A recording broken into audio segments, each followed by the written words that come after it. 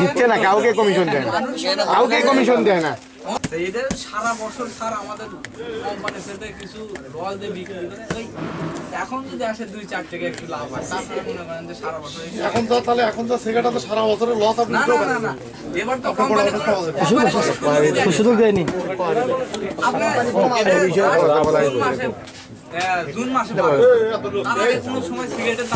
জেলা task force committee Bogura কর্তৃক আজকের আমাদের যে অভিযানটি পরিচালিত হয়েছে সেটি ছিল যে আমাদের কাছে ভোক্তারা আমাদের বিভিন্ন সময়ে ফোন করে অভিযোগ করছিল যে সিগারেটের যে গায়ের মূল্য সেই গায়ের মূল্যের থেকে অধিক মূল্যে বিক্রয় করা হচ্ছে ফতেহ আলী বাজারের কয়েকটি দোকানে। তো আজকে আমরা ফতেহ আলী বাজারের নিবারণ স্টোরে এসে আমাদের সোর্স হিসাবে আমরা লোক পাঠিয়েছিলাম এবং সেখানে আমরা এই অভিযোগের সত্যতা আমরা যাচাই করেছি এবং অভিযোগটি সত্য হিসাবে প্রমাণিত হয়েছে।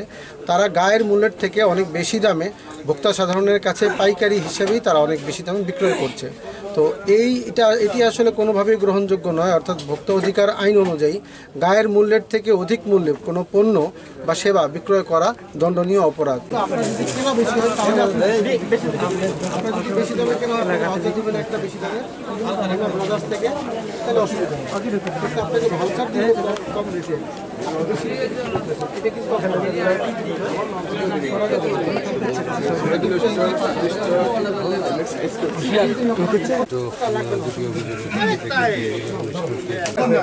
আমাদের ধর্ম বলা আছে যে আমি ব্যবসাকে হালাল করছি, সুদকে হারাম, এখানে সুদকে করেছি হারাম। আমাদের এখানে লাভও আছে লস আছে। সারাদিন যদি খালি লাভই হয় তাহলে তো আর ব্যবসাকে হালাল করতো না।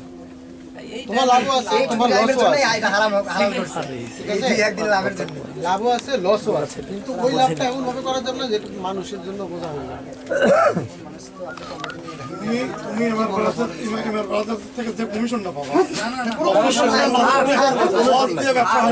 দিচ্ছে না, কাউকে কমিশন দেয় না, কাউকে কমিশন দেয় না।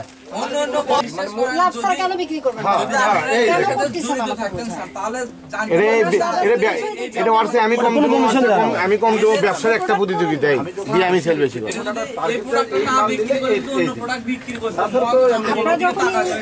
করবেন না তখন ওরাও তো পয়সা পড়ে যাবে যে আমাদের লাভ দিয়ে ব্যবসা করতে হবে, মানে এটা যদি আমরা না আপনারা তো সেটা করতেছেন না, আপনারা স্ট্রাইক করেন। তো এই অপরাধের কারণে আমরা আজকে ভোক্তা অধিকার আইন অনুযায়ী আমরা এই প্রতিষ্ঠানটিকে 50,000 টাকা অর্থদণ্ড আরোপ করেছি এবং মূল্য তালিকা না থাকার কারণে আরও 2,000 টাকা অর্থদণ্ড আরোপ করেছি এবং তাদেরকে সতর্ক করেছি। এবং এই সতর্কতার মাধ্যমে জরিমানার মাধ্যমে আমি সকল ব্যবসায়ীদেরকে সতর্ক করতে চাই যে সরকারি রেট এর বাইরে বা এর থেকে বেশি দামে কেউ যেন অধিক মুনাফা করার জন্য কেউ যেন কোনো ধরনের পণ্য বিক্রয় না করে। ধন্যবাদ সবাই। ধন্যবাদ।